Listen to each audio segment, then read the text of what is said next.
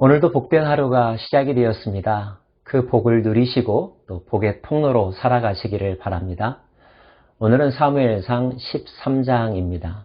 출발선에 서기까지의 과정도 매우 힘들지만 그보다 더 중요한 것은 목표 지점에 골인하는 것이겠죠.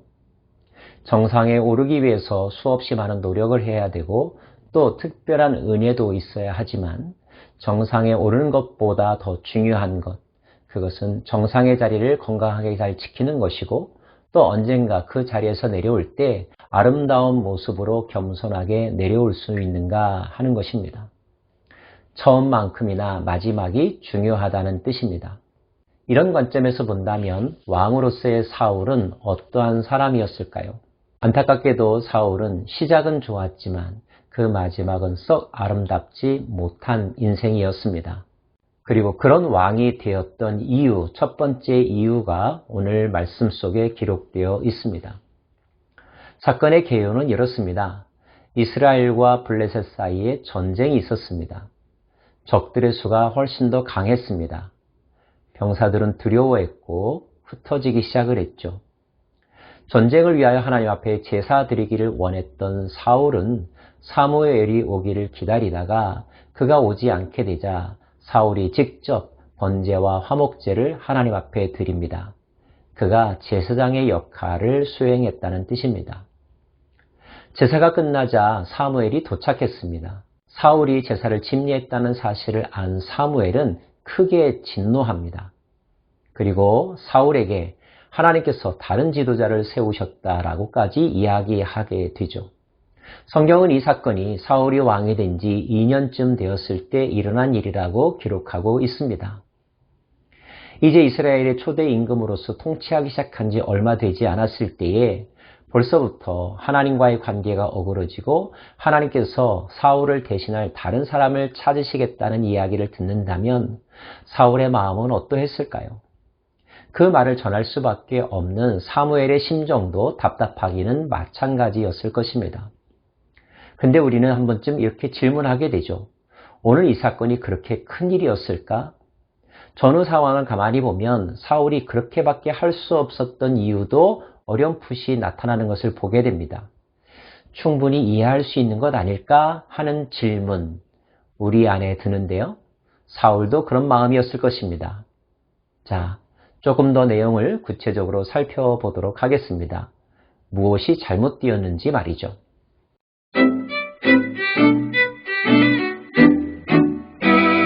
사울이 무엇을 잘못했는지를 보다 정확하게 알려면 사울을 책망하는 사무엘의 목소리에 귀를 기울여 봐야 합니다. 사무엘이 사울에게 이르되 왕이 망령되이 행하였도다. 왕이 왕의 하나님 여호와께서 왕에게 내리신 명령을 지키지 아니하였도다. 그리하였더라면 여호와께서 이스라엘 위에 왕의 나라를 영원히 세우셨을 것이거늘 지금은 왕의 나라가 길지 못할 것이라. 여호와께서 왕에게 명령하신 바를 왕이 지키지 아니하였으므로 여호와께서 그의 마음에 맞는 사람을 구하여 여호와께서 그를 그의 백성의 지도자로 삼으셨느니라 하고. 반복하여 나오는 표현이 무엇인지 아시겠습니까? 왕이 왕의 하나님 여호와께서 왕에게 내린 명령을 지키지 아니하였다는 표현입니다. 다른 말로 하면 왕을 다스리는 진정한 왕이 있는데 어떤 왕도 그 왕의 명령을 따라야 한다는 거죠. 그런데 사울이 왕의 명령, 즉 참된 왕이신 여호와의 명령을 듣지 않았다는 것입니다. 오늘 이야기 속에서 사울이 여호와의 명령을 듣지 않은 것은 무엇일까요? 왕정제도가 시작되었다는 것은 이제까지 재정일치의 사회에서 정치와 종교가 분리되었다라는 것을 의미합니다. 정치적인 영역의 지도자는 왕이 행하고 종교적인 영역의 지도자는 제사장 또는 예언자가 행하는 시대로 바뀌었다는 뜻이죠. 그런데 사울이 제사장의 역할을 스스로 행했다는 것입니다. 하나님의 허락도 받지 않고요. 물론 사울은 이렇게 말합니다. 사무엘이 정한 기간에 오지 않았고 백성들은 두려움에 떨어 이리저리 흩어지기 시작을 했고 나는 전쟁의 질 위기 가운데 있었으므로 어쩔 수 없이 부득이하여 제사를 침례할 수밖에 없었다고 말이죠.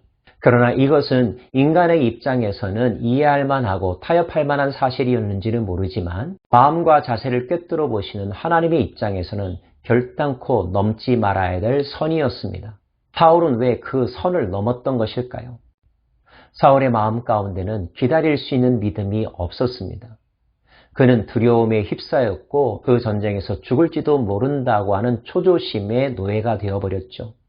두려움과 조바심은 믿음이 사라질 때 나타나는 현상입니다. 하나님이 나와 함께 하신다는 믿음, 하나님께서 끝내 나를 지켜주실 것이라고 하는 믿음이 있다면 믿음의 사람은 기다릴 수 있는 거죠. 여러분 얼마만큼 기다릴 수 있으십니까? 인내심이 없다는 것은 단지 참을성의 문제가 아닙니다. 그것은 바로 믿음의 문제인 거죠. 또 한 가지 우리가 주목해야 될 더 큰 잘못이 있습니다. 그것은 상황이 어려우면 내가 해도 된다라고 하는 생각입니다. 사울은 자기가 제사를 집례해도 된다라고 하는 생각을 갖기 시작했던 거죠. 왕의 절대 권한에 심취하다 보니 그의 삶에서 서서히 경계선이 무너지기 시작한 것입니다. 왕은 무엇이라도 해도 된다는 생각. 이 생각을 하나님은 놓치지 않으셨고 그 생각에 특별히 진노하고 계신 것입니다. 블레셋과의 전쟁의 상황도 한번 살펴볼까요? 블레셋과 맞닥뜨렸을 때 이스라엘과 블레셋의 전력을 비교하면 비교할 수 없을 정도로 블레셋의 군대가 막강하다는 것을 볼 수가 있습니다. 그런데 이 전쟁을 누가 먼저 시작했는지 아십니까? 사울이 먼저 시작했습니다. 3,000명의 군사로 말이죠. 대체 3,000명의 군사로 블레셋에게 전쟁을 도발할 수 있는 용기는 어디로부터 온 것일까요? 하나님께서 그렇게 하라고 명령하셨던가요? 즉 명분이 있었는가 하는 것입니다. 어디에도 하나님의 말씀을 찾아볼 수가 없습니다. 그렇다면 오판한 것일까요? 상대방의 전력을 채 알아보지도 못하고 자기 자신을 과신하고 뭔가를 보여주어야겠다는 의욕에 찬 행동이었을까요? 하나님의 허락과 명령 없이 전쟁을 일으켰다 해도 영적으로는 큰 문제요. 상대방을 정확하게 비교 분석하지도 않고 자기가 하면 될 수 있다고 만용을 부린 것도 영적으로 큰 문제입니다. 이것은 어쩔 수 없는 상황이 되면 내가 그 일을 해도 된다고 하는 생각과 같은 뿌리를 가지고 있습니다. 즉 자기가 왕 되려고 하는 마음, 자기가 왕이 되었다라고 하는 착각 속에서 행한 행동이라는 거죠. 이 사실을 알았던 하나님께서는 그래서 사무엘을 통하여 동일한 이야기를 반복하고 계신 것입니다. 왕이 여호와의 명령을 지키지 아니하였다. 왕도 여호와의 명령을 지켜야 한다는 점을 분명하게 가르쳐주고 있고 그것이 특별히 이스라엘의 첫 번째 왕이었기 때문에 후대의 역사를 위해서도 다음에 등장할 왕들을 위해서도 이 부분은 분명하게 바로 짚고 넘어가야 했던 사실이었습니다. 하나님께서 가장 중요하게 여기는 것을 잘못했을 때 하나님은 가차없이 그 부분을 들추어내시고 책망하시고 징계하시는 모습을 성경 여러 곳에서 보여주고 있죠. 그것은 단지 잘못을 행한 그 사람에 대한 책임 추궁일 뿐만 아니라 후대 사람들에게 주는 분명한 교훈인 것입니다. 결코 너희들이 이 부분을 선 넘어서는 안 된다는 교훈, 그 교훈이 오늘 사건 속에 담겨져 있는 것이죠. 사랑하는 여러분, 죄란 자기 주장하려고 하는 마음, 자기가 왕이라고 생각하고 왕처럼 행동하는 마음, 이것이 바로 죄입니다. 교만입니다. 하나님을 대적하는 마음입니다.